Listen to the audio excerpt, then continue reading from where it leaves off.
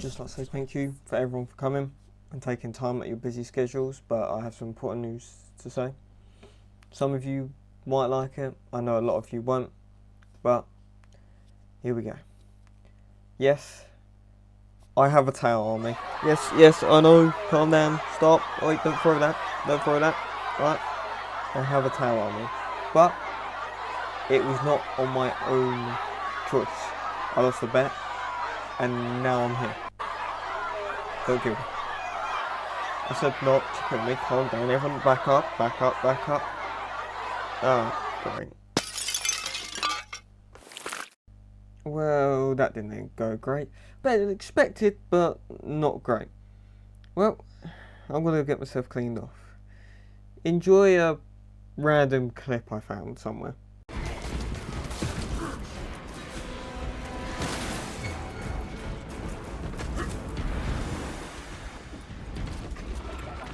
Gun beast, take it apart!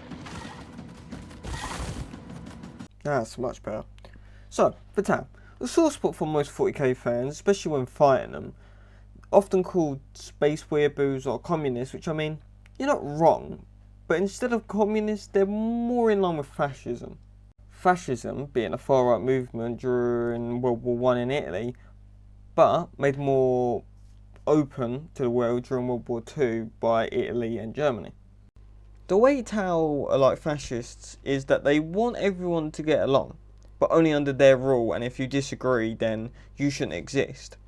And that if you disagree with the Tau, no matter if you're part of the Tau or another faction, they want you dead and will kill you in any means necessary, even if it's getting an assassin to come stab you in the back.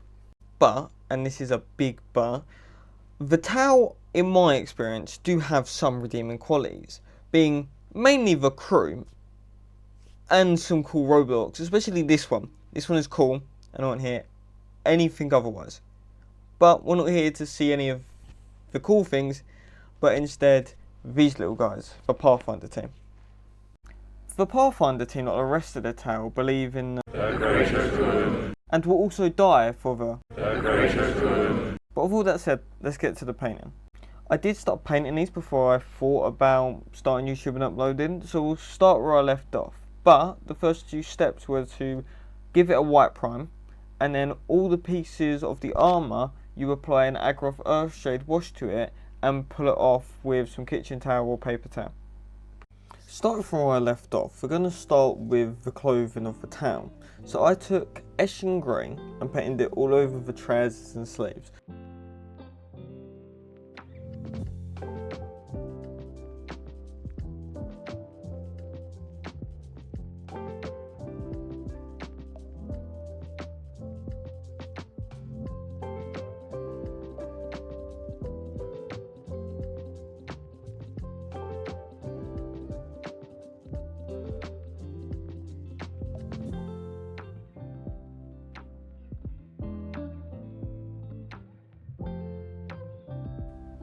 After you have applied the first coat, we're going to apply a second coat to really get the colour stuck in there.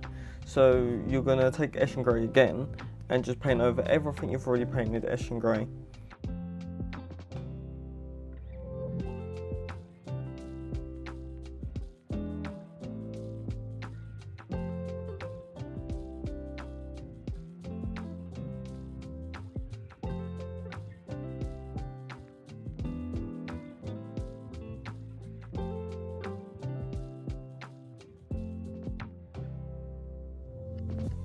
Next, you're going to take some Dark Reaper Citadel paint and you're going to paint it over his feet, but avoid the toenail-ish area because we're going to paint that a different colour later on.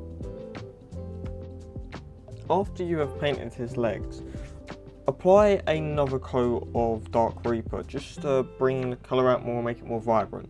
Then we're going to take Game Master's Black and we're going to paint that over the back bits of his feet and then the toe area on the front of his foot.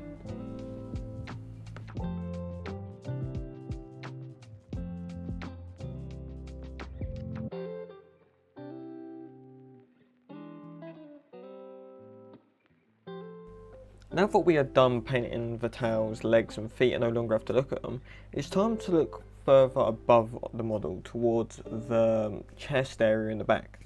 We're going to paint the insignia on his chest and then the little circular bit on his back with a red.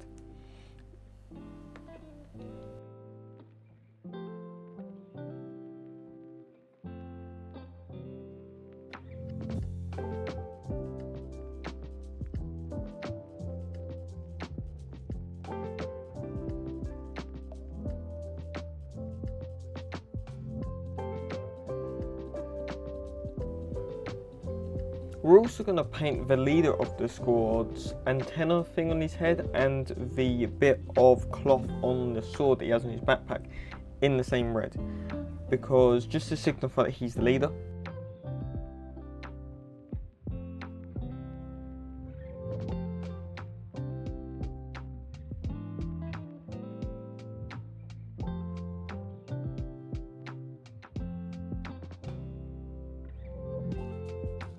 Oh, you melt. Ah, son of a... Next time just pass it to me. Well, it looks like they're still annoyed, but... Oh well. So here I have the rules for the Pathfinder team, so let's go over them. Everything here looks normal for a normal little squad that goes around the map. With a movement of 7 and a scout of 7, in my opinion their best thing to do would just be to go claim an objective. Objective control of 1 and there's 10 of them, it's going to be hard for even like a beefy unit with an objective control of 3 to even take it. As well as the range and armor piercing on this unit, like most TOW, it's just dumb. It's got a range of 30 on most weapons, but more importantly, them snipers have an armor piercing of 4. 4, because that seems normal. And that's why I believe if you just put them in the corner of the map behind some sort of cover and just have them just start poking at everything, they're going to be the most annoying things to fight. Now that that's done, let's get back to the painting. So we're going to take a lighter red and we're going to paint it over the red that we've done to simulate the light. So you're going to do it on the edges to create an edge highlight, and on the places where, depending on how you're painting it, the light will beam in, whether it's from the left, above, or the right.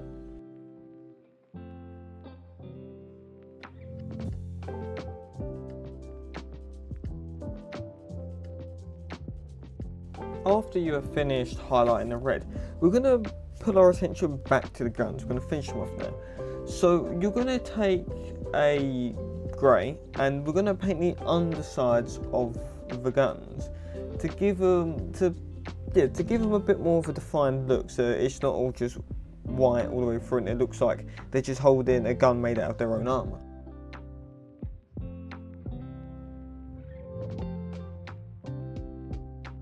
Now let's move on to the gold. So we're going to take dragon's gold, glistening gold and white gold, and you're just going to work your way up, and we're going to apply this to the ball looking things on the edge of the guns, so that includes the rail guns and then just the normal people with the guns, as well as the knife on the leader's back. The little circle is also going to be applied with gold.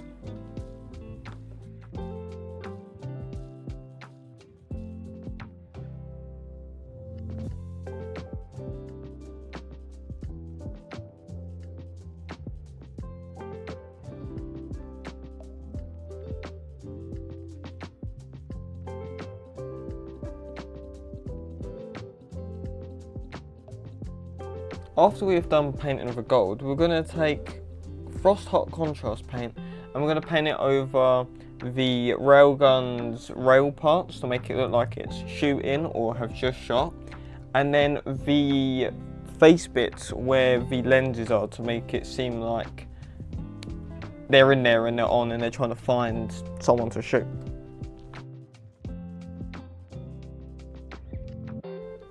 For the final step, you're going to take Storm Vermin Fur and apply it onto the legs of the model as a highlight for where the sun is beaming down.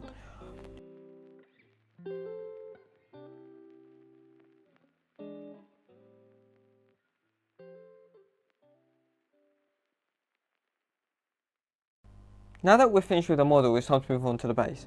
I did not do this base on my own. I watched a video from a YouTuber called Neural Miniatures.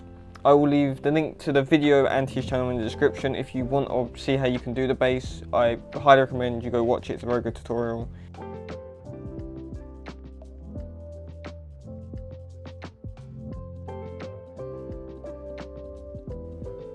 Now with everything done, it is now time for the final reveal.